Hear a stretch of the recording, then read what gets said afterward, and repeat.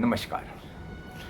हाल ही में मैंने ईश्वर की आस्था को लेकर के, ईश्वर को लेकर के थोड़े बहुत अपने विचार 4-5 वीडियोस के माध्यम से आप लोगों के सामने रखने की कोशिश की। और ये खोज निरंतर हर व्यक्ति की चलती ही रहती है कि ईश्वर कौन है, ईश्वर क्या है, निराकार है, नहीं है, कैसे है, क्या है, ये सारी बातें होती रहती हैं। आइए आज मैं कोशिश करता हूँ कि मेरी नज़र में ईश्वर कौन है, ईश्वर क्या है। देखिए, हम आज जिंदा हैं। मेरी उम्र के लोग अब शायद 100 में से 10 या 15 ही जिंदा होंगे। नहीं, हमारा दिल है, लगातार धड़क रहा है। जब से मैं पैदा हुआ हूँ, आप सब पैदा हुए हैं, धड़क ही रहा है। फेफड़े हमारे सांस ले सफाई कर रहे हैं। कहीं शरीर के अंदर कोई यंत्र नहीं लगा है, कोई मशीन नहीं फिट है। हमारी किडनियां लगातार 50 साल, 60 साल, 70 साल तक हमारे जो कुछ भी हम खाते पीते हैं उसको फिल्टर कर रही हैं, सब कुछ काम कर रही हैं। वहाँ कुछ नहीं। हमारे घर की चाय की छन्नी होती है, कोई और भी फिल्ट्रेशन यूनिट होती है, पता लगता है वो महीने भर में ही चोक हो गई। इतने बरस तक नहीं चोक होती। हम आंखों से देख पा रहे हैं लगातार। हमारे बाल बढ़ रहे हैं, कट रहे हैं, सब कुछ हो रहा है। कहीं कोई मशीन नहीं लगी है, न कोई इंसान हमारी मदद कर रहा है। सब कुछ चल रहा है, अपने आप चल रहा है। तो कैसे चल रहा है? तो मान लेते हैं कि बस एक शक्ति है ना जो इसको चला रही है, बस उसको ही हम ईश्वर का नाम दे देते हैं। जो शक्ति हमें चला रही है, बिना किसी यंत्र के, बिना किसी बैटरी के, बिना किसी चीज के, सालों साल चलाती जा रही है, बस वही ईश्वर है। अब ये हम सभी ऐसे चल रहे हैं। दुनिया का हर व्यक्ति, हर जीवित प्राणी, यहाँ तक कि पेड़ पौधे, जानवर, सब इसी तरह से चल रहे हैं, बिना किसी मशीन के। और जब ये अपने आप, जब जो भी शक्ति इसको चला रही है, जब वो चाहती है तो ये सब कुछ चलना बंद हो जाता है। फिर किसी इंसान के बस का भी नहीं है कि वो इसको चला दे। मैंने उसी को ईश्वर का नाम दिया है।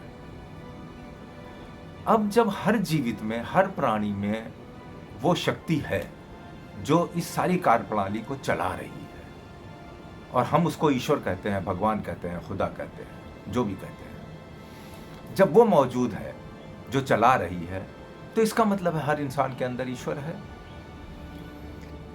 तो फिर हमें क्या अधिकार बनता है कि हम किसी के को भी तिरस्कृत कर सकें, उसको भला बुरा कह सकें? कहने का मतलब है आप उसके अंदर बैठे हुए ईश्वर को कह रहे हैं। अगर आप किसी को गाली दे रहे हैं, किसी को छोटा समझ रहे हैं, किसी को किसी और तरह से उसके बारे में बुरा सोच रहे हैं, तो आप ईश्वर के बारे में बुरा सोच रहे हैं।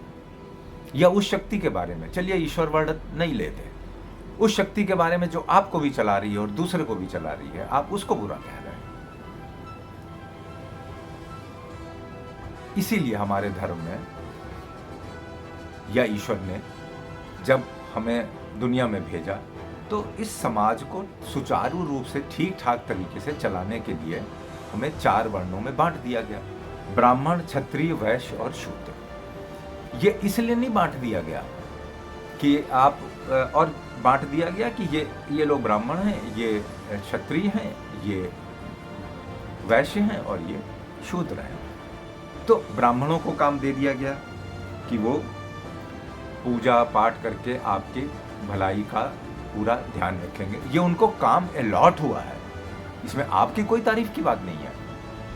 इसी तरह क्षत्रियों को काम दिया गया कि वो आपकी रक्षा करेंगे, जहाँ कहीं से भी, जैसे भी आवश्यकता पड़ेगी। फिर वैश्य, जो कि व्यापारी, नौकरी, ये सब काम करेंगे, अपना घर चलाएंगे और समाज को पूरा चलाने की कोशिश करेंगे।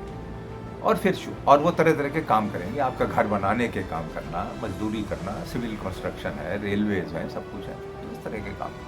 और फिर शूद्र, जो कि और छोटे तबके के लोग हैं। सफाई भी तो जरूरी है ना, सड़क पे कूड़ा फेंका जाएगा, कौन उठाएगा? हैं, घरों में आपके सफाई करना है, बर्तन धुलने हैं, टॉयलेट साफ होना है, वो भी तो किसी को करना है ना। कोई नहीं करेगा तो कैसे होगा? तो ये बांट दिया गया है आपकी सुविधा के लिए, इसलिए नहीं कि ये क्योंकि ये काम करता है तो ये छोटा हो गया और आप ये काम करते हैं, क्षत्रिय हैं, तो आप बड़े हो गए। है तो सबके अंदर वही भगवान। तो मुझे मैं बार बार आजकल काफ़ी इसके ऊपर रिसर्च करने की कोशिश करता हूँ कि ईश्वर क्या है। ईश्वर हमारे अंदर ही है। पहले सभी कह गए, कबीरदास कह गए, हर आदमी कह गया कि भगवान कण कण में है, पत्ते पत्ते में है, बूटे बूटे में है, और ईश्वर सबसे ज़्यादा आपके अंदर ही है। कहीं जाने की ज़रूरत नहीं है, ना कोई तीर्थ स्थान, ना कोई काबा, ना कोई मंदिर, अपने अंदर ही पहचान लो तो ईश्वर है। तो मैंने थोड़ा सा इसको आपके जो बायोलॉजी है उससे लिंक करने की कोशिश की कि आखिर आप चल कैसे रहे हो भाई, कौन चला रहा है? अगर आपकी औकात खुद चला रहे हो तो फिर चलाते रहो, कभी नहीं बंद होगा। किसी दूसरे की औकात है तो वो चलाता रहे, कभी नहीं बंद होगा।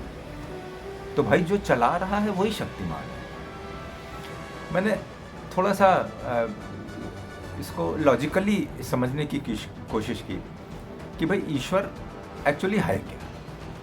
तो यही समझ में आया।